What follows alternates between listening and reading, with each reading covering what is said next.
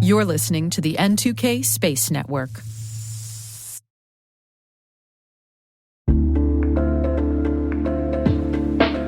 And now, a word from our sponsor, SpyCloud, the cybercrime analytics leader. SpyCloud disrupts cybercrime by telling you what criminals know about your business and your customers, so you can take action to prevent ransomware, session hijacking, account takeover, and online fraud. SpyCloud constantly recaptures and analyzes new data from the criminal underground, including credentials, session cookies, and PII siphoned from malware-infected devices. With knowledge of the specific exposed data criminals have in hand from InfoStealer malware on managed and unmanaged devices, security teams can respond with a more efficient and effective process called post-infection remediation that fits seamlessly into existing incident response frameworks. Get SpyCloud's post-infection remediation guide outlining the 7 steps for preventing a malware infection from becoming a full-blown ransomware incident. Visit spycloud.com/cyberwire. That's spycloud.com/cyberwire. And we thank SpyCloud for sponsoring our show.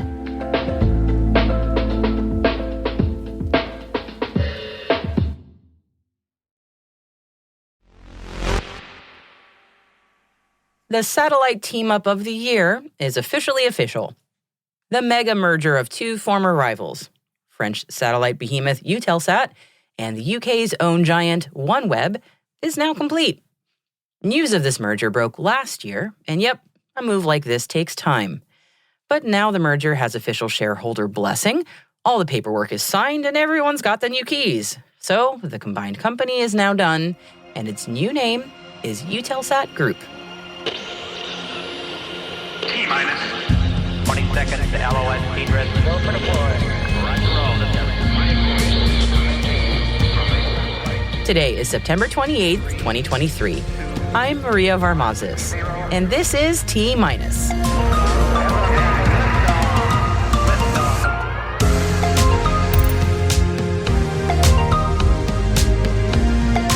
Eutelsat and OneWeb complete their merger.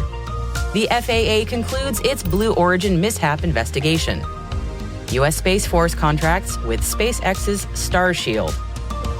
And our guest today is Aravind Ravichandran for our monthly Earth observation chat.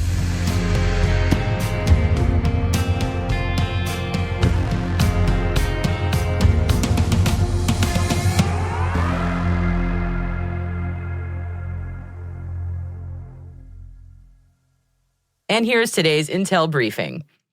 Eutelsat and OneWeb are officially merged with their shareholders' blessing, and you can call them Eutelsat Group now, by the way.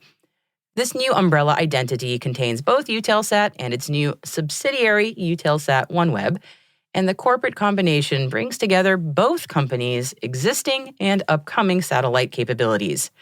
Eutelsat's existing constellation in geostationary orbit, or GEO, and OneWeb's active constellation in low Earth orbit, or LEO, which is online and will be fully globally available by the end of this year. With their powers combined, Eutelsat Group says they're now the world's first GEO-LEO satellite operator.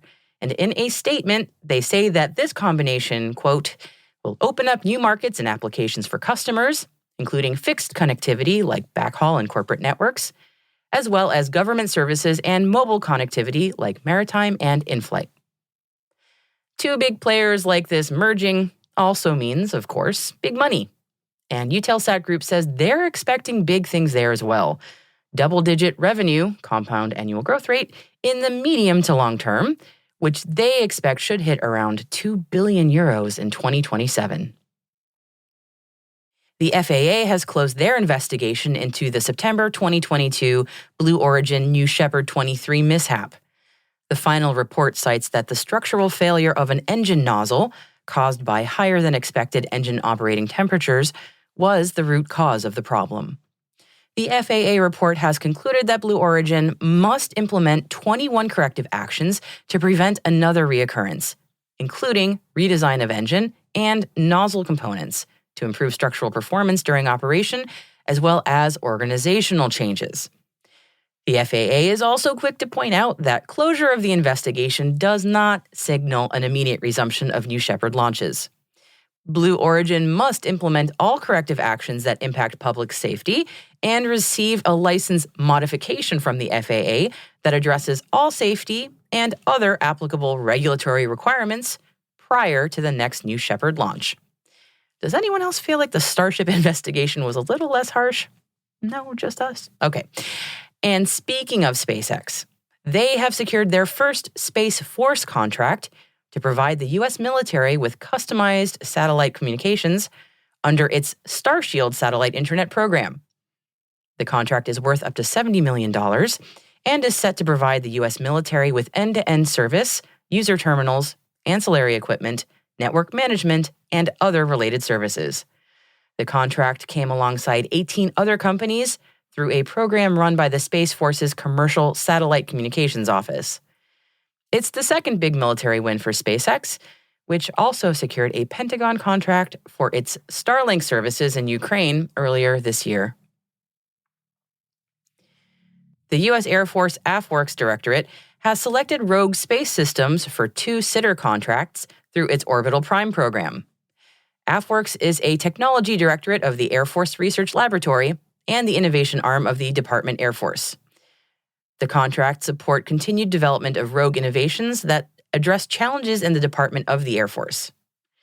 Now, Rogue designs satellite vehicles and subsystems to provide on-orbit services to satellite operators and is partnering with the University of Utah and the University of Illinois on the contracts. Rogue plans to develop a functional multipurpose CubeSat dispenser system prototype that will solve the problem of frame-style dispenser system incompatibilities with the funding from the contracts. And the funding amount was not disclosed in the press release. Space communications company Mynaric has announced an important product milestone of its Condor Mark III optical communications terminals. The company's Condor Mark III passed optical verification and Phase 1 of interoperability tests in the Tranche 1 program of the Space Development Agency. Mynaric will supply the Condor Mark III terminals to Northrop Grumman satellites for the Tranche 1 transport and tracking layer programs.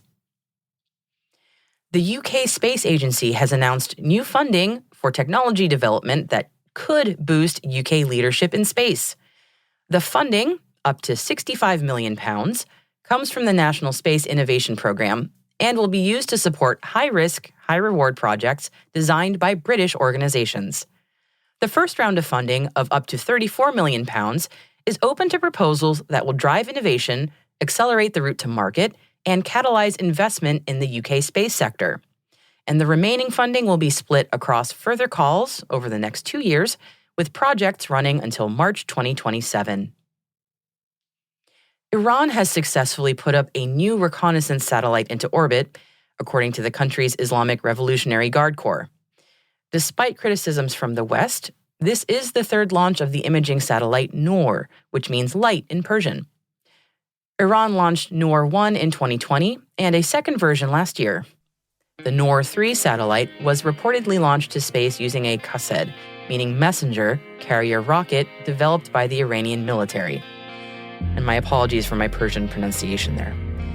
It's reportedly been placed in an orbit 280 miles above the surface of the Earth.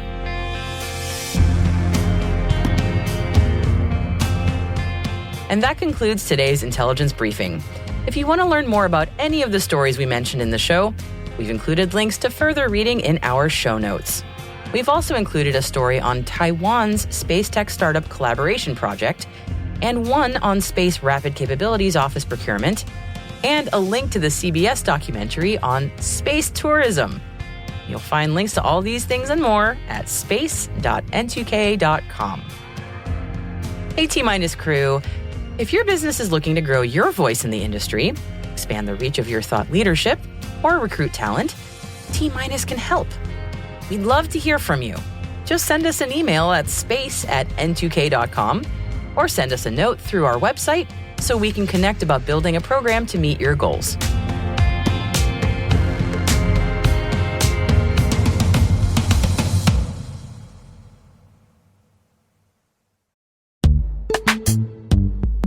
This episode is brought to you by Palo Alto Networks, the leader in cybersecurity. As AI-driven attacks increase, organizations can't afford to have network security that's stuck in the past.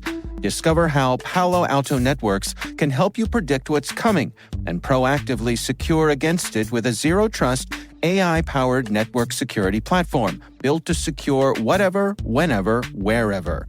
To learn more, visit paloaltonetworks.com/network security platform.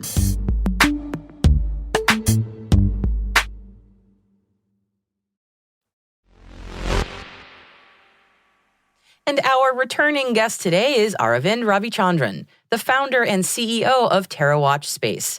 And he's here today for our monthly overview segment, where we discuss all things Earth observation. Aravind started off by telling me about the two events that he recently attended that cover the Earth observation industry. So, the first one is the EUMETSAT, and that's related to the weather and climate community, and it's a lot more scientific in nature, where they talk about, where we are with the state of global weather monitoring. And obviously it's organized by the European Meteorological Satellite Agency. So it's a lot of focus on, where Europe's roadmap is for weather monitoring. But also, obviously, there's a lot of, inputs from the global weather community. So from NOAA, from JMA, which is the Japanese, and, the Indian, the Chinese, obviously from around the world as well. So a lot of inputs on where we are with weather and climate monitoring, and a long way to go to kind of keep up with our early warning systems and our weather monitoring systems around the world, especially in the global south, where obviously there's a lot of weather events that have started to happen. It's happening around the world, but then some countries are better equipped to respond to it than others. And the second one was more commercial in nature. That's the World Satellite Business Week, which is a yearly conference organized by Euroconsult. So the first couple of days are about satellites and small sats and all things related to satellite manufacturing, launch, and ground systems. And the last couple of days are about Earth observation. So talking about where we are with different companies, how their business models are evolving, a ton of updates on what the companies are up to, how they're thinking, where they're going. But I think more importantly, the conversation is shifting to not just we are launching the satellite, we are starting to get into the details of, okay, how are we going to continue to exist as a company? What's our financial sustainability? How are we differentiating? Because maybe 3-4 years ago, it was all about, looking forward and what's coming up, which is always exciting. But I think now we are reaching, in the hype cycle, a lot more reality checkpoints of, what can keep the business going? How can we continue raising funds?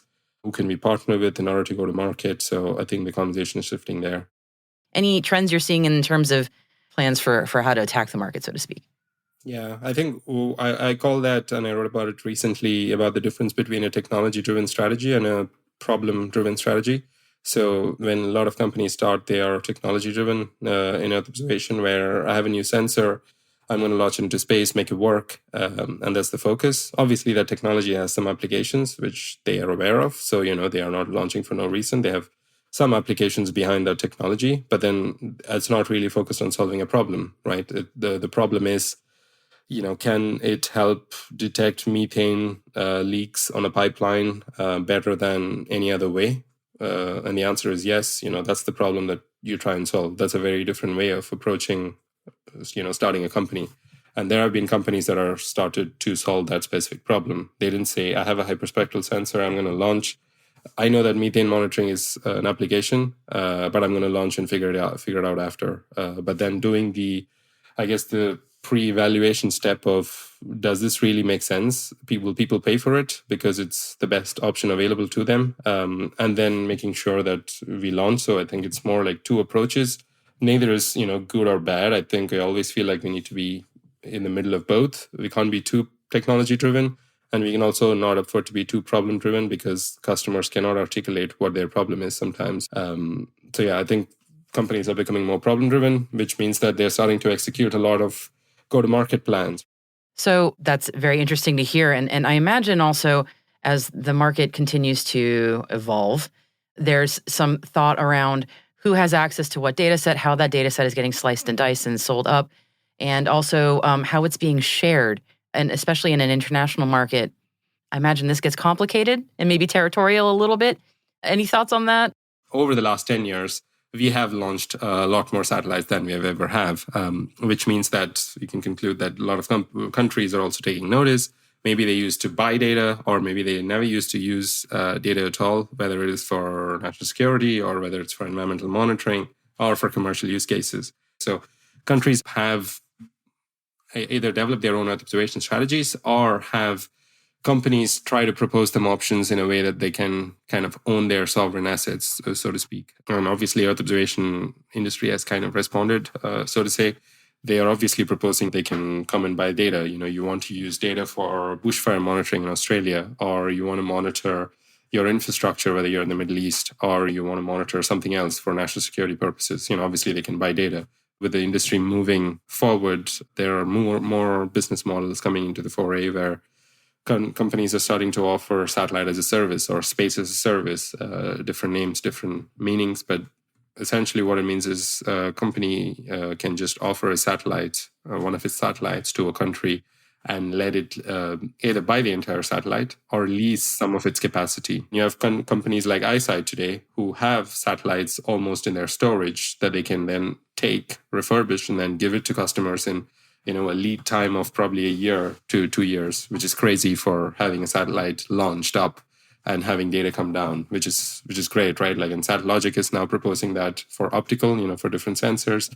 And we're sure to see a lot more companies also follow that route to propose these new models where countries can now make decisions and actually execute them on faster. Because historically, you'd have to make an order for a satellite, and then by the time it's delivered, again, if you think of it from a country point of view, politically, it would be probably the next election cycle, and somebody else is probably reaping the benefits of an order you place, right? Yeah, and it sounds like it's a solution that also scales well, as opposed to saying everybody kind of figure it out on your own. And you can rely on the expertise that's already there, but then you still own the asset, so you don't have to, again, wait for a task or something. One thing I'm wondering about in that model, I had been hearing about situations where the imagery that was received from a satellite in certain applications was not actually necessarily relevant for the location.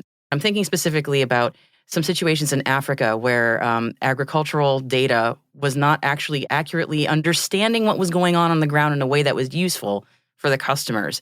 And there's some discussion about, like, basically because of the way that the agriculture is done, the data is not parsing things correctly. I'm being very general. I'm just wondering if what you're talking about, if that helps with this issue, in the sense of, like, if the nation sort of owns that satellite at that point, they can better customize what they're receiving, or is it still a little bit of trying to get things to fit? I think a very good example as well is how you monitor farms in the West versus farms in the developing country. I come from India myself, and I know for a fact that in a lot of developing countries, there are a lot of smallholder farmers, meaning they don't own acres and acres of land.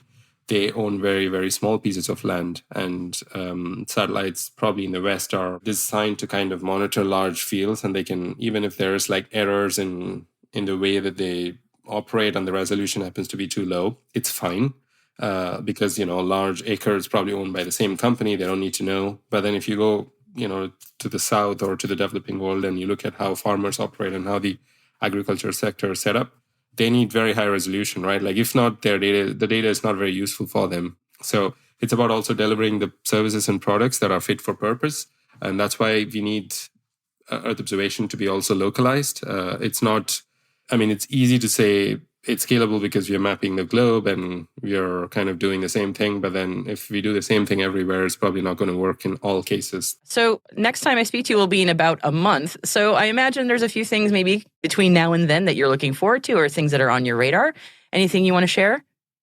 Over the next month, what I'm going to be excited about is, there's going to be some updates on what each of the Earth observation companies are doing whether it comes to, whether the earnings of the companies. Any companies you're particularly looking for? Well, of course, the usual suspects, right? Like, there are like 4 or 5 companies. Satellogic just provided a financial update to talk about what their status is. We expect the planets and the Spires and Black Skies of the world to do that. September is the end of the quarter. October is when, they start reporting the earnings for the previous quarter. The second thing was about the launch market and what's going to happen to Earth observation satellites, because Earth observation satellites typically launched and frequently launched on two launchers. One is SpaceX, there was Rocket Lab. Rocket Lab failed recently with the Capella space mission. Unfortunately, they lost a satellite, and they're yet to actually complete their launches on their side. So I'm curious to see how soon Rocket Lab, fixes the problem, because there's no other way to launch, really. Europe does not have a launcher. I don't know when the next European launch is going to be. There's going to be some big European launches that are yet to happen, that have to happen. The biggest of them is Sentinel-1C, the SAR satellite of the Copernicus program. Sentinel-1B failed early this year, I think. And we've had only one Sentinel. The Sentinels usually work in pairs. So essentially, this means we've had only half the capacity for generating free SAR data. And Sentinel data is free. So launch failure and what's going to happen to Earth observation industry and its impact there. Obviously, the SpaceX transport missions are going to continue. I think there's probably going to be one next quarter as well. So if that happens in October, that's going to be exciting. It's always an exciting time because transport missions, a lot of companies launch, and most of them actually tend to be Earth observation companies launching either their first or their second or new generation satellites. What else? I think there's also updates on what NASA's budget looks like. I don't know if we'll get answers next year, but we should, on what their fiscal year 2024 budget looks like for Earth Science. Earth Science had a lot of reductions and budget cuts, meaning a lot of Earth observation missions were either canceled or postponed, and some of the missions ongoing were going to be decommissioned. And we are not quite sure which of those missions are going to be. A lot of these missions people have no idea about, but then they have been contributing to understanding of the Earth science for research for a lot of time. And I don't know what the plan B is going to be. If the decision is, we're going to decommission this mission that has been up there for a decade, great. But what other ways do you have to monitor ice sheets today? We don't know. One of those missions that I'm talking about is IceSat-2, it's called. There are a couple of other satellites also in that line of being decommissioned. So I'm curious to see what's going to happen there.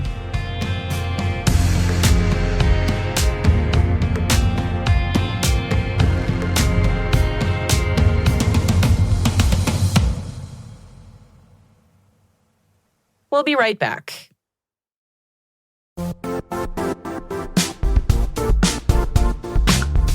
Now, a word from our sponsor, the Johns Hopkins University Information Security Institute, currently seeking qualified applicants for its innovative Master of Science in Security Informatics degree program. Study alongside world-class interdisciplinary experts and gain unparalleled educational, research, and professional experience in information security and assurance. Interested U.S. citizens should consider the National Science Foundation's CyberCore Scholarship for Service program, which covers tuition and a $6,000 annual professional development allowance, as well as providing a $37,000 additional annual stipend. Apply for the scholarship and the fall semester by March 1st. Learn more at cs.jhu.edu/MSSI.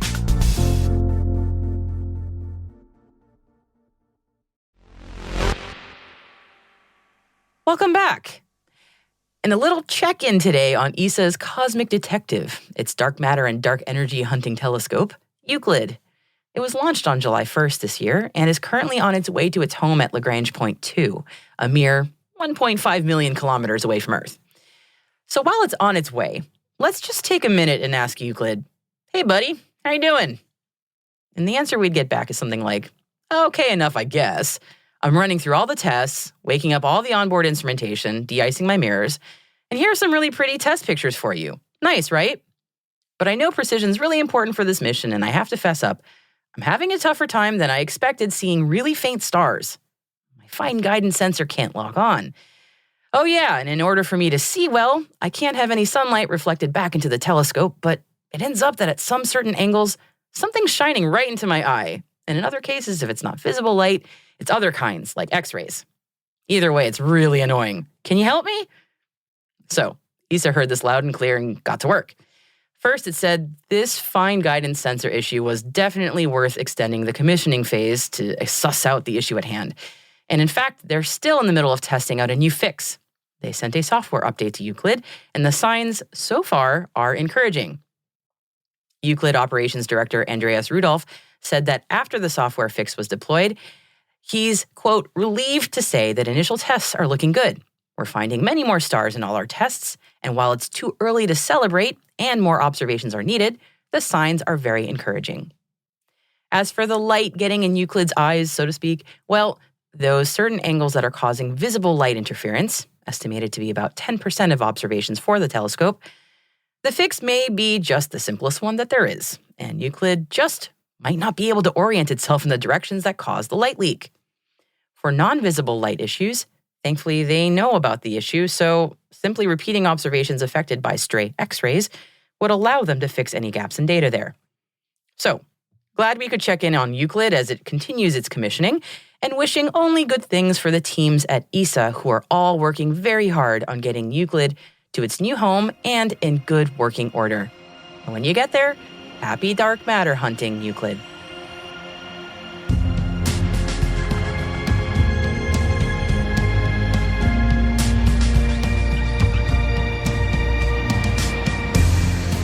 That's it for T-Minus for September 28th, 2023. For additional resources from today's report, check out our show notes at space.n2k.com. We're privileged that N2K and podcasts like T-Minus are part of the daily routine of many of the most influential leaders and operators in the public and private sector, from the Fortune 500 to many of the world's preeminent intelligence and law enforcement agencies. This episode was produced by Alice Caruth, mixing by Elliot Peltzman and Trey Hester, with original music and sound design by Elliot Peltzman. Our executive producer is Brandon Karpf. Our chief intelligence officer is Eric Tillman. And I'm Maria Varmazis. Thanks for listening. We'll see you tomorrow.